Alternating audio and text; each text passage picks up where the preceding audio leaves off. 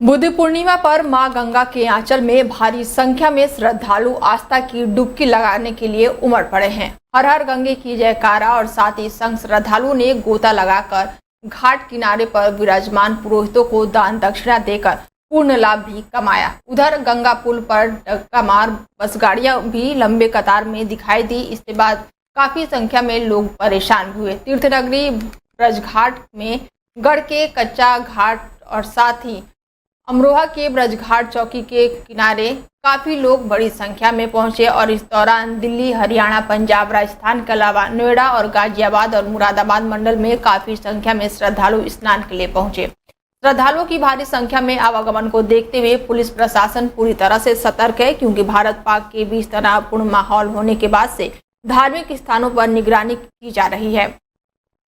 100 से अधिक पुलिसकर्मी संदिग्धों पर नजर और श्रद्धालुओं की सुरक्षा में लगे हुए हैं। उधर श्रद्धालुओं की अधिकता को देखते हुए तीर्थनगरी में बनी पार्किंग पूरी तरह से फुल हो गई है। लोग अपने वाहनों को तीर्थनगरी की गलियों और हाईवे पर खड़ा कर दिए हैं। इसके अलावा सवारियों को उतारने और चढ़ाने के लिए भी डग्गामार बस भी पुल पर ही खड़ी हो गई हैं। 3-4 बसें एक साथ खड़ी होने की वजह से लंबा जाम लग गया है। प्रभारी निरीक्षक ने बताया है कि पुलिसकर्मी मौजूद हैं और जाम को खुलवाया जा रहा है। जिलाधिकारी ने कहा कि बुद्ध पूर्णिमा स्नान पर सुरक्षा के लिए जनपद को 13 जोन और साथ ही 40 सेक्टरों में विभाजित किया गया है। देश में राष्ट्रवाद और सेना के प्रति सम्मान के लिए जाने जाने वाले बागेश्वर धाम के प्रमुख धीरेन्द्र कृष्ण शास्त्री ने एक बार फिर से पाकिस्तान को लेकर तीखी प्रतिक्रिया दी है। सीज फायर को लेकर पूछे गए सवाल पर बाबा बागेश्वर ने पाकिस्तान को बिगड़ौल औलाद और कुत्ते की पूंछ बताते हुए कहा कि उनकी सोच कभी सीधी नहीं हो सकती है।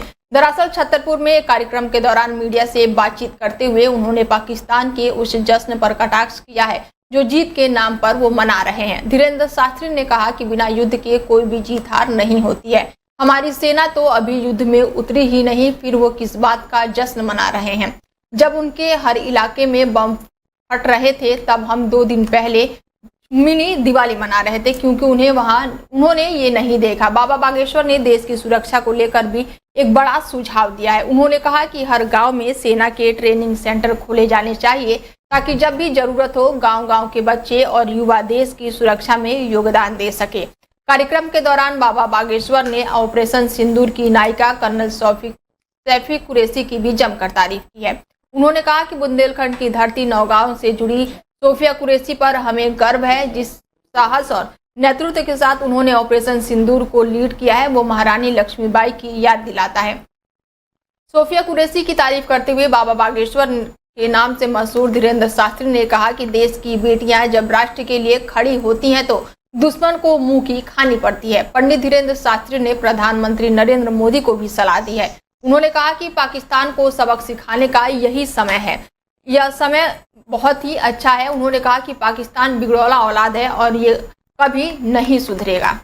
भारत पाकिस्तान के बीच बीते दिनों सीज फायर के ऐलान के कुछ ही घंटों बाद पाकिस्तान ने एक बार फिर से कायराना हरकत करते हुए उल्लंघन कर दिया था। इसके बाद से सीज फायर के बाद भारत और पाकिस्तान के बीच आज डायरेक्टर जनरल मिलिट्री ऑपरेशन यानी कि DGMO स्तर पर बातचीत होगी। वहीं बॉर्डर से लगे जम्मू कश्मीर, पंजाब और राजस्थान में हालात सामान्य दिखाई दिए। इसी बीच इंडियन एयरफोर्स ने कहा है कि हमने ऑपरेशन सिंदूर के लक्ष्य को हासिल कर लिया है।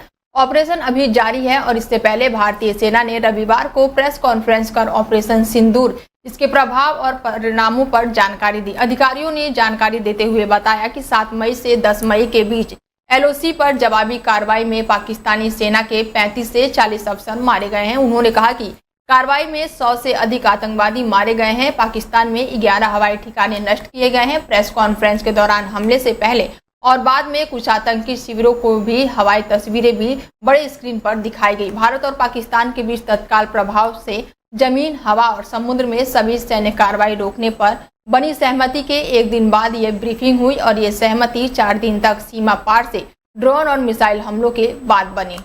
The Pakistan Army has reported to have lost approximately 35 to 40 personnel in artillery and small arms firing on the line of control between the 7th and the 10th of May. What the other side had probably also not reckoned with was the speedy and precise turnaround and hit back by the Indian Air Force. The Pakistan Army has reported to have lost approximately 35. देश के अलग अलग इलाकों में मौसम विभाग ने बारिश की संभावना जताई है। राजधानी दिल्ली में शनिवार को तेज हवाएं चली और हल्की बारिश देखने को मिली, जिसके बाद से दिल्ली वालों को गर्मी से थोड़ी राहत मिली। हालांकि रविवार को फिर से दिल्ली में तेज धूप खिली और अब मौसम विभाग की ओर से आंधी और बारिश के लिए येलो अलर्ट जारी किया गया है और अगले 5 दिनों तक दिल्ली में आंशिक रूप से बादल भी छाए रहेंगे। और इसके अलावा आज 12 मई को जम्मू कश्मीर, मुजफ्फराबाद, हिमाचल प्रदेश, पंजाब, हरियाणा, उत्तर पूर्वी राजस्थान में गरज के साथ हल्की बारिश होने की और बिजली कड़कने के साथ ही तेज हवाएं चलने की संभावना है। 12 से 15 मई के दौरान मध्य महाराष्ट्र में बिजली कड़कने और तेज हवाओं के साथ हल्की बारिश होने की संभावना है। इसके साथ ही मध्य प्रदेश में भी अगले 24 घंटे तेज हवाएं चलने का अलर्ट जारी किया गया है। 12 से 15 मई तक छत्तीसगढ़, पश्चिम बंगाल, बिहार, झारखंड में भी तेज हवाएं चल सकती है और इस दौरान तमिलनाडु, पांडिचेरी, केरल, आंध्र प्रदेश, तेलंगाना और कर्नाटक में बिजली कड़कने के साथ ही तेज हवाएं चलने की संभावना है।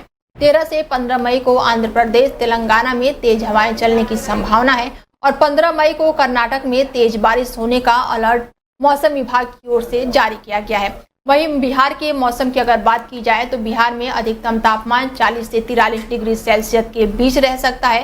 पटना में तापमान 42 डिग्री तक पहुंचने की संभावना है।